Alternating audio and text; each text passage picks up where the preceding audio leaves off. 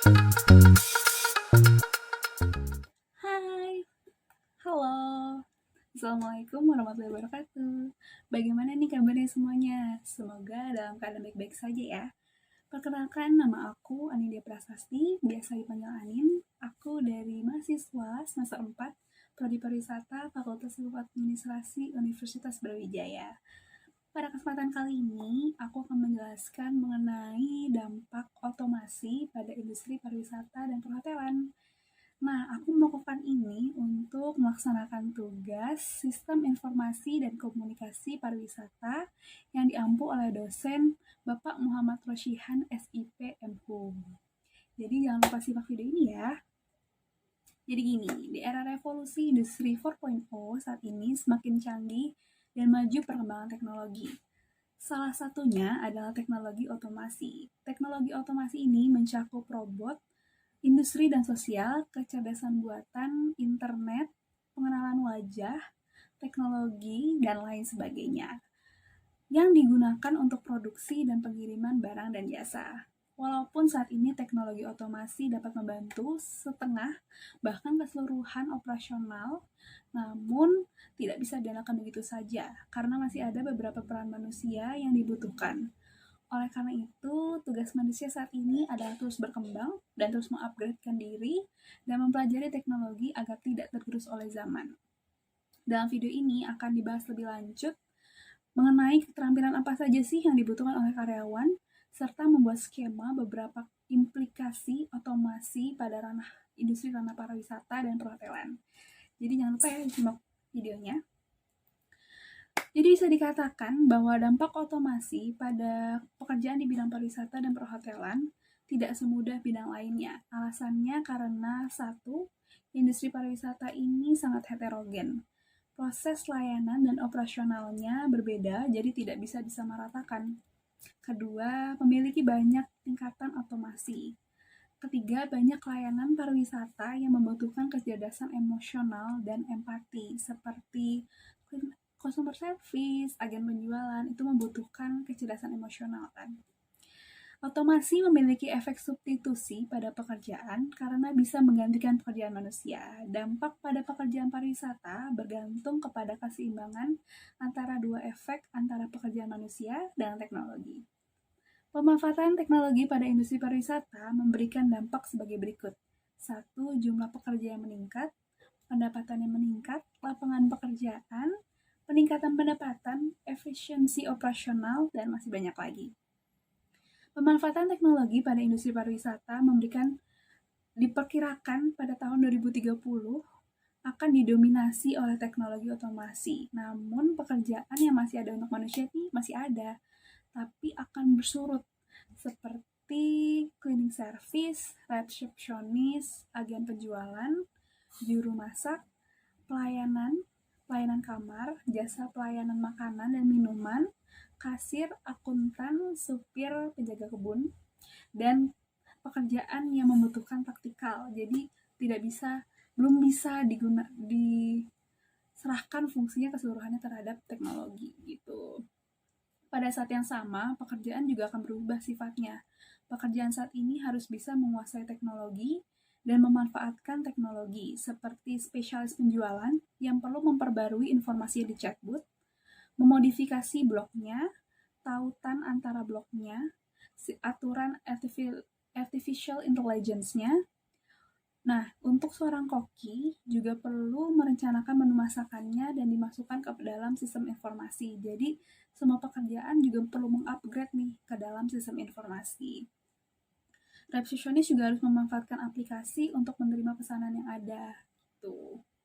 Oleh sebab itu, karyawan pada industri pariwisata perlu mengembangkan keterampilan teknis, sosial, dan hijau sebagai keterampilan utama bagi karyawan pariwisata di masa depan. Beberapa hal yang dibutuhkan oleh insan pariwisata di saat ini agar tidak tergerus oleh zaman yang semakin modern, itu ada 1. Insan pariwisata perlu tahu bagaimana, kapan, dan apakah penggunaan teknologi otomasi ini dapat dilakukan. Kedua, perlu fokus dalam inovasi, kreativitas, analitik data, pemikiran kritis, pemecahan masalah yang kompleks, dan kecerdasan emosional. Ketiga, menghadiri pameran teknologi agar tahu dan up to date tentang perkembangan teknologi saat ini seperti apa. Keempat, meningkatkan kualifikasi mereka. Alangkah lebih baik lagi nih jika mereka mengambil kursus di bidang robotika, artificial intelligence, dan teknologi otomasi, sehingga mereka makin tahu dan mengenal mengenai teknologi. Posisi pekerjaan saat ini di bidang pariwisata dan perhotelan mencerminkan masa lalu analogi industri, sebagian masa kini digitalnya, tetapi bahkan bukan bayangan masa depan otomasinya. Otomasi akan menghilangkan beberapa pekerjaan pariwisata dan perhotelan dan akan mengubah tugas orang lain yang totalnya juga dapat menciptakan posisi pekerjaan yang baru. Ini berarti bahwa perusahaan yang mengadopsi teknologi otomasi akan mengalami perubahan dalam proses layanan mereka, baik proses front of house maupun back of house, dan persyaratan pekerjaan terhadap karyawan mereka. Pengaplikasian teknologi di industri pariwisata dan perhotelan dapat kita temukan seperti pertama, membuka kunci kamar dengan menggunakan sensor HP. Sekarang di hotel-hotel bintang 5 tentunya juga pastinya untuk membuka pintu hotel itu membutuhkan sensor HP dengan kunci, jadi semakin dimudahkan zaman sekarang. Tidak perlu repot-repot lagi dan terjamin keamanannya karena hanya dia yang bisa memakainya. Kemudian kedua, robot pembersih. Untuk mengurangi sumber daya manusia juga bisa digunakan nih robot-robot pembersih di hotel maupun restoran atau jasa-jasa industri pariwisata lainnya. Jadi lebih bersih, lebih efisien, kemudian lebih cepat juga pekerjaannya. Terus alat pengenal muka identitas untuk tamu yang datang. Ini bisa digunakan saat resepsionis di hotel. Nah, jadi kalau misalkan baru datang nih, orang bisa tahu lewat teknologi apakah ini sesuai dengan datanya atau tidak. Begitu. Keempat, ada robot atau mesin pelayanan makanan dan minuman. Ini juga sudah mulai berkembang nih, apalagi di Jepang. Untuk di restoran-restoran sudah tidak menggunakan manusia, namun robot yang datang. Robot yang mengambil makanannya, robot yang mengelis makanan apa saja yang ingin dipesankan, dan lain-lain.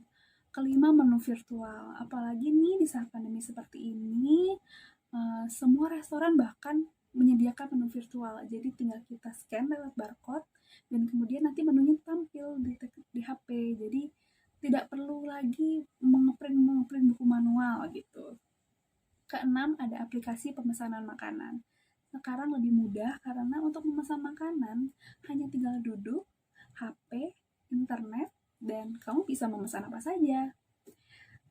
Ketujuh, ada pemesanan tiket online. Banyak banget e-commerce seperti Traveloka, tiket.com, dan e-commerce lainnya yang memudahkan konsumen untuk memesan tiket online sehingga industri pariwisata makin maju nih.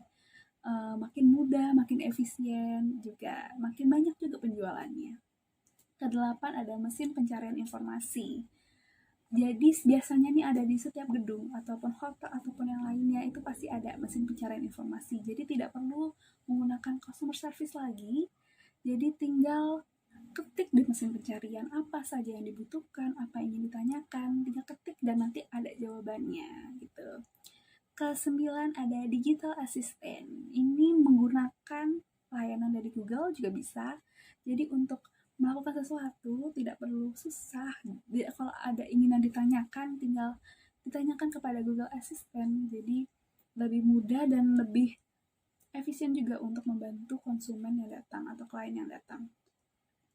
Ke-10, penggunaan chatbot. Nah, chatbot ini kelebihannya dia stay 24 jam per hari. Dan dia juga ngebalasnya juga cepat. Jadinya untuk customer service nih butuh banget nih chatbot agar semakin efisien dan semakin mudah juga penggunaannya. 11, ada penyewaan transportasi online. Ini sangat diperlukan dalam industri pariwisata karena jika ada klien atau customer yang ingin melakukan wisata terus ke suatu daerah yang tidak ada transportasinya, nah itu bisa nih nyewa transportasi baik mobil atau motor di aplikasi e-commerce yang sudah tersedia.